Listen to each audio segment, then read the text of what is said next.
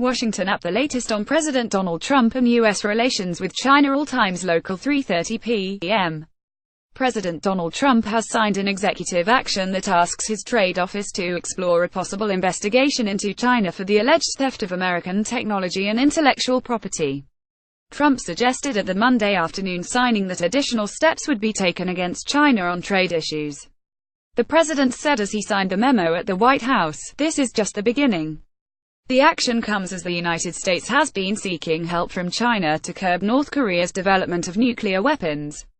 Trump wants government officials to dig into Chinese practices that force American companies to share their intellectual property in order to gain access to the world's second-largest economy. 5:45 a.m. China has announced that it will cut off imports of North Korean coal, iron ore and other goods in 3 weeks under UN sanctions imposed over the North's nuclear and missile programs. China, the isolated North's main trading partner, has been reluctant to push leader Kim Jong-un's regime too hard for fear it might collapse. But Beijing is increasingly frustrated with Pyongyang and supported a UN Security Council ban on August 5 on coal and other key goods. The Chinese Customs Agency said Monday that it will stop processing imports of North Korean coal, iron and lead ores and fish at midnight on September 5. The announcement follows an escalating exchange of angry words between Kim's government and the Trump administration in Washington.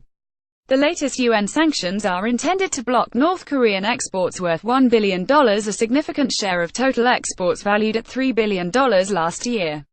3:30 a.m. Even as he seeks Beijing's help on North Korea, President Donald Trump is poised to seek a trade investigation of China for the alleged theft of American technology and intellectual property. Trump is expected to sign an executive order Monday asking his trade office to consider the probe. In the midst of a 17-day vacation, Trump plans to leave his New Jersey golf club and return to Washington to sign the order. There is no deadline for deciding if any investigation is necessary. Such an investigation easily could last a year. In a phone call Friday, Trump praised Chinese President Xi Jinping for backing the recent UN vote to impose tougher sanctions on North Korea, and the leaders reaffirmed their commitment to a nuclear-free Korean peninsula. But Trump also told Xi about the move toward a possible inquiry into China's trade practices, according to 2 U.S. officials familiar with that conversation. They were not authorized to publicly discuss the private call and spoke on condition of anonymity.